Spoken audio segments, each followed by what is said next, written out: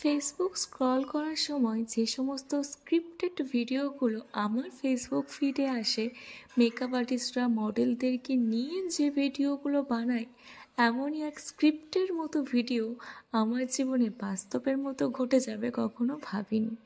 ঘটনাটা ঘটার পর বড্ড হাসি পাচ্ছিল আমার। এমন কিছুও যে আমার লাইফে ঘটবে আমি আশা করিনি কখনো। দিনটা ছিল 31শে জানুয়ারি। ওদিন আমার শরীরটা একটু খারাপ ছিল, আর ওই দিন আমার বাড়িতেই বুকিং ছিল, তাই এক্সট্রাভাবে আমার কোনো চাপ পড়েনি।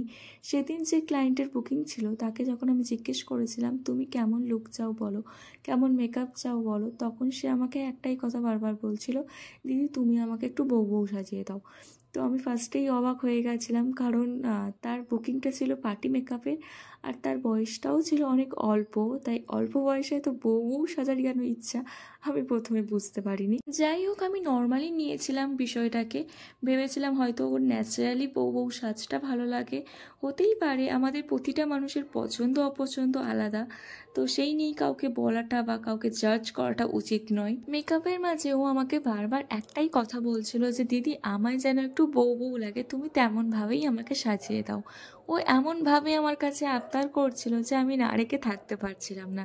তাই পার্টি মেকআপের ওর যে বুকিংটা ছিল আমি তার বাইরে গিয়ে ওকে মেকআপ করে দিয়েছিলাম। শুধু মেকআপ করলেই হয় না, ব্রাইডদের মতো ড্রেস আপ, জুয়েলারি, কলকা সব কিছু না করলে না ব্রাইড লাগে না। তাই আমি শুধু চেয়েছিলাম যে পার্টি মেকআপ করেও ওকে যেন একটু ব্রাইড লাগে। ও যেহেতু বিয়ে বাড়ি যাবে বলেই আমার কাছে সাজতে এসেছিল, তো আমি মেকআপটা একটু ব্রাইডদের মতোই করেছিলাম, যাতে ওর পার্টি মেকআপ করেও মনে হয় যে ওকে একটু বউ বউ টাইপসেরই লাগছে। তো সেই রকমই আমি ওকে সাজিয়েছিলাম। বাট আমি এটা বুঝতে পারিনি যে ও বিয়ে বাড়ি যাবে বলে আমার কাছে সাজতে এসে নিজে বিয়ে করবে বলেই আমার কাছে সেজে চলে যাবে।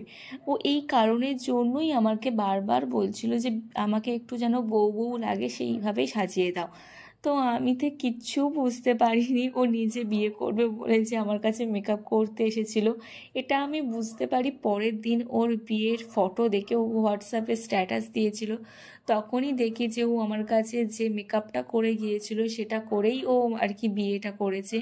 এটা দেখার পর আমার প্রচণ্ড হাসি পেয়েছিল। এমন কিছুও যে আমার সাথে ঘটবে আমি কখনো ভাবিনি, আমার কল্পনাতেও কখনো আসেনি যে এমন কিছুও আমার সাথে ঘটে যাবে। তবে গল্প কিন্তু এখানেই শেষ নয়। ও যে মেকআপটা আমার কাছে করেছিল তার ফুল পেমেন্টটা ও করেনি, তাই আমি ওকে অনেকবার ফোন SMS করেছিলাম, কিন্তু ও কোনোটারই কোনো রিপ্লাই দেয়নি।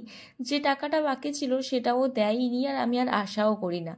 তবে তার বেশ কিছুদিন কেটে যাওয়ার পর ও আবার আমাকে ফোন করে, আবার আমাকে বলে যে ও আমার কাছে মেকআপ করবে। এই দিন ও আমার কাছে মেকআপ করার পর পালিয়ে গিয়ে বিয়ে করেছিল। বাড়ি থেকে সবাই মেনে নেওয়ার পর আবার যেহেতু অনুষ্ঠান করে বিয়ে করবে, সেই জন্য আমায় মেকআপ করার জন্য ফোন করেছিল। আগেরবার মেকআপের পুরো পেমেন্টটা তো আমাকে করেইনি, উল্টে সে আবার ব্রাইডাল মেকআপ করবে পার্টি মেকআপের টাকায়।